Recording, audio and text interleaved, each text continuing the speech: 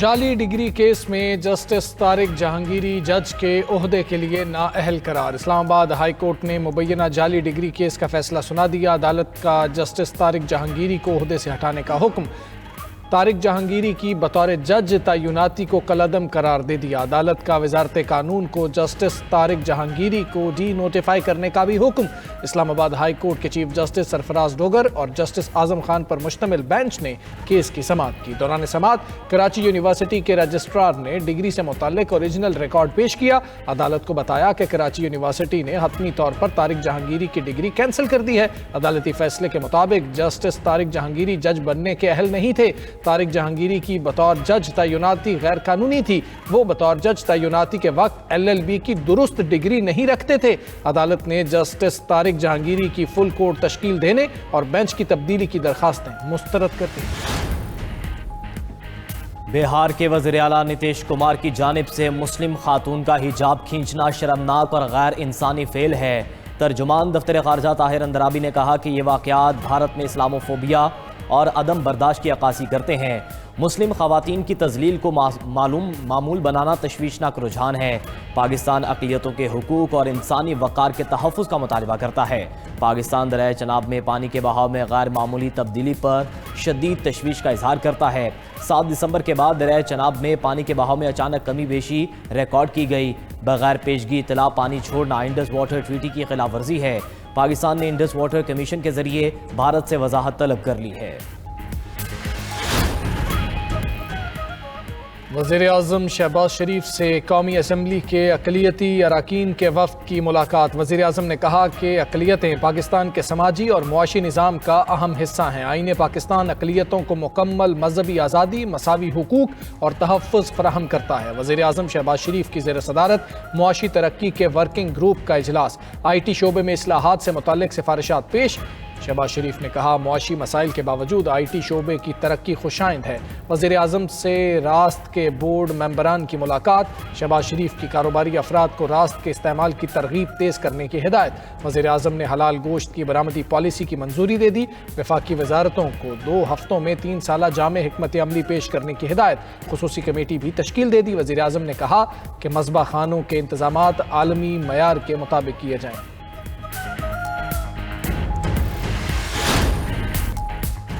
اقوام متحدہ نے افغان سرزمین پر دہشت گردوں کی موجودگی بے نقاب کر دی۔ سلامتی کونسل کی رپورٹ میں خبردار کیا گیا ہے کہ خطے کے ممالک افغانستان کو بڑھتی ہوئی علاقائی عدم استحکام کا منبع سمجھنے لگے ہیں۔ متعدد رکن ممالک نے اطلاع دی ہے کہ داعش خراسان، کالعدم TTP، القاعدہ اور دیگر گروہ افغانستان میں سرگرم ہیں۔ بعض بیرونی حملوں کی منصوبہ بندی بھی کر رہے ہیں۔ القاعدہ طالبان کے ساتھ قریبی روابط رکھتی ہے۔ سب سے بڑا علاقائی خطرہ کالعدم TTP ہے۔ کالعدم TTP نے 2025 میں پاکستان میں 600 سے زائد حملے کیے۔ زیادہ تر خودکش حملہ آور افغان شہری تھے۔ پاکستان نے بھی انسداد دہشت گردی کے شعبے میں نمایاں پیش رفت کی ہے۔ ٹرمپ انتظامیہ کا طالبان رجیم کے دہشت گردانہ اقدامات پر سخت crackdown. Afghan special immigrant visa معطل کر دیا۔ امریکہ نے افغان شہریوں کے لیے تمام امیگریشن چینلز بند کر دیے۔ دی واشنگٹن پوسٹ کی رپورٹ کے مطابق ڈونلڈ ٹرمپ کا نیا صدارتی حکم جاری۔ Afghan special immigrant visa holders کا حفاظتی استثناء ختم۔ افغان طالبان رجیم کی ریاستی سرپرستی میں جاری دہشت گردی اب عالمی امن کے لیے بھی شدید خطرہ بن چکی ہے۔ ادھر امریکی جریدے نیشنل انٹرسٹ نے شیخ ہیبت اللہ اخندزادہ کی حکمت عملی کو القاعدہ اور داعش کے مترادف قرار دے دیا۔ رپورٹ میں کہا گیا ہے کہ طالبان کے 20 سے زائد علاقائی و عالمی دہشت گرد تنظیموں سے روابط برقرار ہیں۔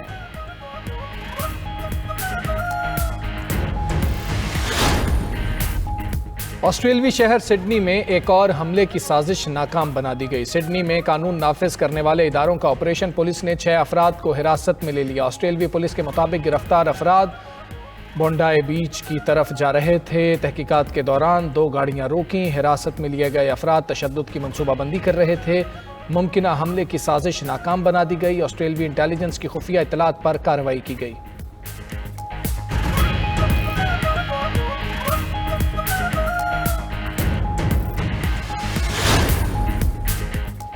آسٹریلیا کا نفرت تقسیم بنیاد پرستی کے خلاف کریک ڈاؤن کا عزم۔ آسٹریلوی وزیر اعظم اینتھونی البانیز کا کہنا ہے کہ انتہا پسندی اور نفرت پھیلانے والوں کے ویزے منسوخ کیے جائیں گے۔ یہ واضح ہے کہ ہمیں اس لعنت کا مقابلہ کرنے کے لیے اور بھی بہت کچھ کرنے کی ضرورت ہے۔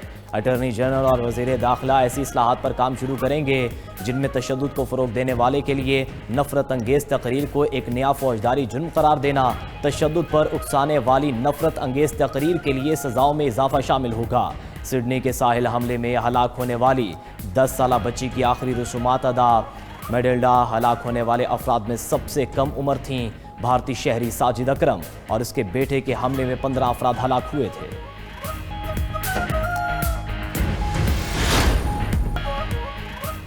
27ویں ترمیم کے بعد کچھ لوگ خود کو عقل کل سمجھتے ہیں۔ نون لیگ حکومت اقلیت کے طور پر کر رہی ہے۔ پیپلز پارٹی کو کچھ حاصل نہیں ہوا۔ سربراہ جے یو آئی مولانا فضل الرحمان کی چوپال میں میڈیا سے گفتگو، کہا کہ نئے صوبے بنانے کے بعد ان کا انتظام کیسے چلے گا۔ پی ٹی آئی کی جانب سے مجھ سے اب تک کسی نے رابطہ نہیں کیا۔ پی ٹی آئی کی مجھ سے بات چیت صرف بیان بازی کی حد تک ہے۔ عملی طور پر نہ تو کسی نے رابطہ کیا اور نہ ہی مذاکراتی کمیٹی نے کوئی پیش رفت کی ہے۔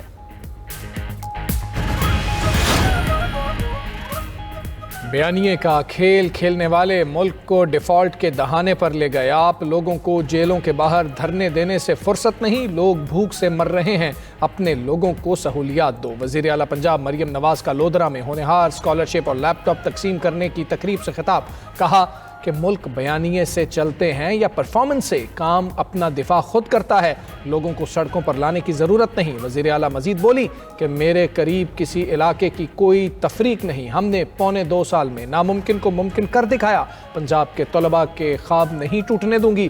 وزیر اعلیٰ مریم نواز نے 2026 کو پنجاب کے یوتھ کا سال قرار دے دیا۔ وفاق میں بیٹھے کرپٹ حکمران عوام کے پیسوں پر عیاشی کر رہے ہیں۔ 2022 سے لے کر آج تک قوم مہنگائی کی چکی میں پس رہی ہے۔ آئی ایم ایف نے 5300 ارب روپے کی کرپشن رپورٹ کی ہے۔ وزیر اعلیٰ کے پی سہیل آفریدی نے میزبان پروگرام کے تحت بلا سود قرضوں کے چیک تقسیم کرنے کی تقریب سے خطاب کرتے ہوئے کہا کہ منصوبے کا مقصد سیاحت کو فروغ اور مقامی آبادی کو روزگار فراہم کرنا ہے۔ قومی اور بین الاقوامی سیاحوں کو قیام کی معیاری سہولت میسر ہوگی۔ محدود وسائل کے باوجود عوام پر سرمایہ کاری کر رہے ہیں۔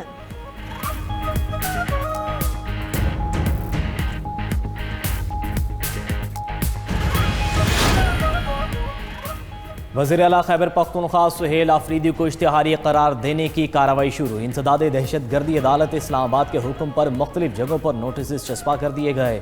نوٹسز میں سہیل آفریدی، مینا خان، امجد خان، شفیع اللہ جان، امجد آفریدی کو عدالت میں پیش ہونے کی ہدایت۔ نوٹسز کے مطابق ملزمان کی پیشی کے حوالے سے یہ آخری موقع دیا جا رہا ہے۔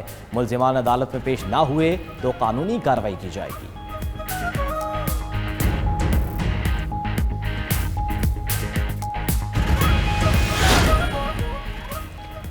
بانی پی ٹی آئی سے اڈیالہ جیل میں کسی پارٹی رہنما کو ملاقات کی اجازت نہ ملی۔ پی ٹی آئی کے رہنما داگل ناکے سے واپس روانہ ہو گئے۔ میڈیا سے گفتگو میں تیمور جھگڑا بولے، کوئی قانون یہ نہیں کہتا کہ قیدی کی فیملی سے ملاقات نہ کروائیں، ہم بانی کے ساتھ کھڑے ہیں، جدوجہد بانی کو انصاف دلانے تک جاری رہے گی۔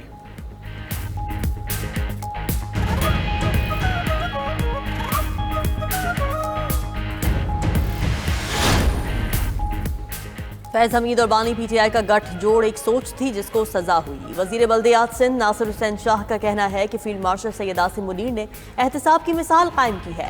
یہ ابھی ابتدا ہے، جو ملوث ہیں ان کو سزائیں ملیں گی۔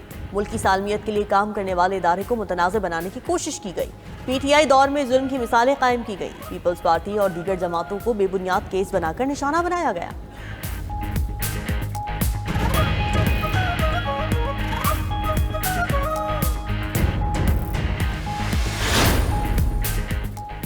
گلگت بلتستان میں اگلے ماہ ہونے والے انتخابات ملتوی، الیکشن شیڈیول سے متعلق آل پارٹیز کانفرنس سے خطاب کرتے ہوئے chief election commissioner G B Raja Shahbaz Khan نے کہا کہ سیاسی جماعتوں کی اکثریت رائے کے مطابق ناموافق موسمی حالات میں انتخابات کا انعقاد ممکن نہیں۔ انہوں نے کہا کہ 13 جماعتوں نے انتخابات ملتوی کرنے کا مطالبہ کیا، جبکہ 6 جماعتوں نے موجودہ شیڈیول پر ہی الیکشن کا مشورہ دیا۔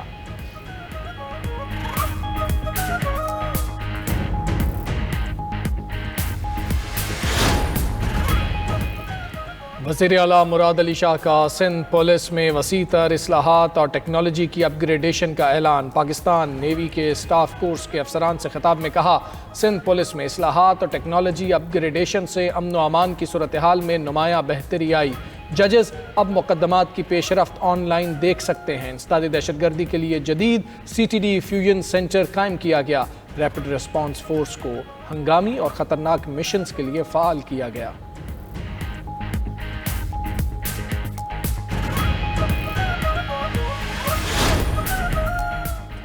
DGISPR کی کامسیٹس یونیورسٹی اسلام آباد کے اساتذہ اور طلباء کے ساتھ خصوصی نشست، ملکی داخلی صورتحال، غلط معلومات کے پھیلاؤ اور دیگر اہم امور پر تفصیلی گفتگو۔ DGISPR نے خصوصی نشست میں شرکاء کے سوالات کی مفصل اور مدلل جوابات دیے۔ شرکاء نے افواج پاکستان کی مادر وطن کے لیے لازوال قربانیوں کو خراج تحسین پیش کیا۔ کہا کہ غیر مصدقہ معلومات کا پھیلاؤ قومی مفادات کے لیے نقصان دہ ہے۔ ملکی استحکام، سلامتی اور ترقی کے لیے فوج کے ساتھ ہر شہری کا کردار ناگزیر ہے۔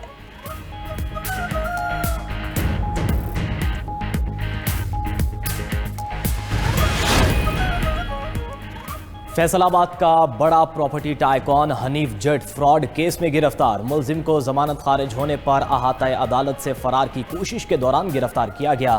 حنیف جٹ کے خلاف سمندری تھانہ میں فراڈ اور دھوکہ دہی کے متعدد مقدمات درج ہیں۔ حنیف جٹ نے فیصل آباد سمندری میں رہائشی کالونیاں، کمرشل پروجیکٹس بنا کر شہریوں سے فراڈ کیا۔ حنیف جٹ نے اپنے ساتھی آصف سے مل کر فیصل آباد میں بھی متعدد شہریوں سے فراڈ کیا۔ سمندری میں ماڈل سٹی نام کی کالونی میں شہریوں سے پلاٹ کے عوض کروڑوں روپے وصول کیے گئے۔ متاثرین کہتے ہیں کہ 3 سال گزر جانے کے بعد بھی نہ ہی رجسٹریاں کرائی گئیں، نہ ہی رقم واپس کی گئی۔ سال 2025 ملکی ٹیکسٹائل ایکسپورٹ کے لیے بہتر رہا۔ پہلے 10 ماہ کے دوران ملکی ٹیکسٹائل ایکسپورٹ میں 1 ارب 4 کروڑ ڈالرز کا اضافہ ریکارڈ کیا گیا۔ جینز، شرٹس، بیڈ شیٹس اور ریڈی میڈ گارمنٹس سمیت مختلف مصنوعات کی برآمدات میں بہتری کا رجحان رہا۔ پیداواری لاگت میں کمی نہ آنے سے صنعتکاروں کو بھی مشکلات درپیش رہیں۔ صنعتکار کہتے ہیں کہ صنعتوں کے لیے مشکل حالات کے باوجود ٹیکسٹائل ایکسپورٹ میں بہتری آئی ہے۔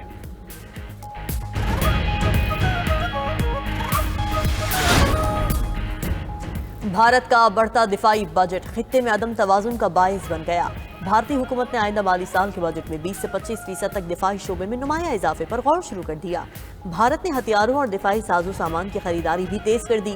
آپریشن سندھو 2 کو بنیاد بنا کر دفاعی بجٹ میں اضافہ اور نئے اور جدید ہتھیاروں کی خریداری کی راہ ہموار کی جا رہی ہے۔ بھارت کا دفاعی بجٹ 6.81 کھرب بھارتی روپے ہے، جبکہ پاکستان کا دفاعی بجٹ مجموعی قومی پیداوار کا صرف 1.97% ہے۔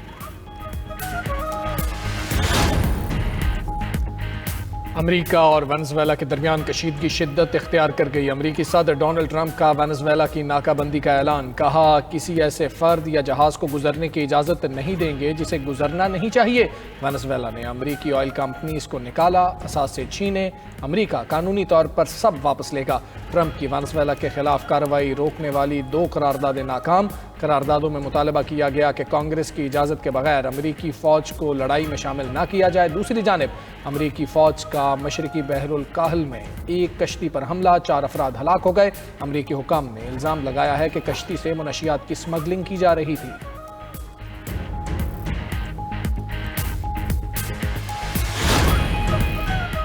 امریکی اقدامات پر چین وینزویلا کی گیا۔ چینی وزیر خارجہ کا وینزویلین ہم منصب سے ٹیلی فونک رابطہ۔ چینی وزیر خارجہ نے کہا کہ چین تمام یک طرفہ دھوسامز رویوں کی مخالفت کرتا ہے، تمام ملکوں کے اپنی خود مختاری کے دفاع کی حمایت کرتے ہیں۔ دنیا وینزویلا کے جائز حقوق اور مفادات کے دفاع کی حمایت کرے۔ وینزویلا کے وزیر خارجہ نے کہا کہ طاقت کی سیاست اور کسی دھمکی کو قبول نہیں کریں گے۔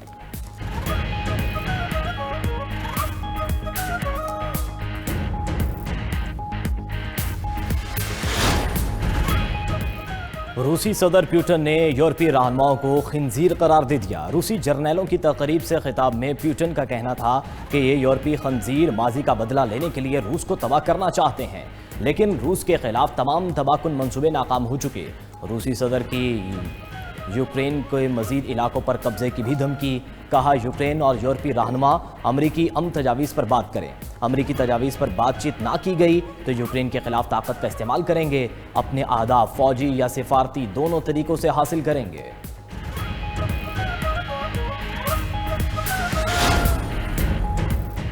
امریکی کانگریس نے شام پر پابندیاں مستقل طور پر ختم کر دیں۔ سیزر ایکٹ 2019 کی منسوخی سینٹ نے منظور کر لی۔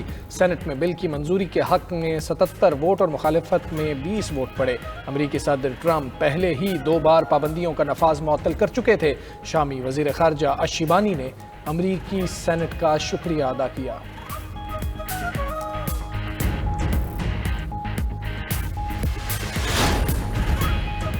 فرانس کی وزارت داخلہ پر بڑا سائبر حملہ، حساس سرکاری ڈیٹا لیک ہونے کی تصدیق۔ وزارت داخلہ کے مطابق سرکاری ویب سائٹس اور پیشہ ورانہ ای میل اکاؤنٹس کو نشانہ بنایا گیا، حساس معلومات تک رسائی حاصل کی گئی۔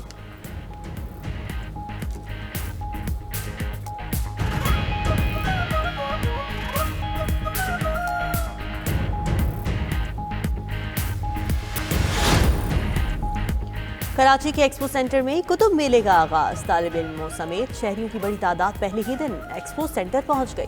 ایکسپو سینٹر میں سینکڑوں پبلشرز کی جانب سے کتب سجا دی گئی۔ دنیا بھر کے موضوعات پر کتب ایک چھت تلے دستیاب۔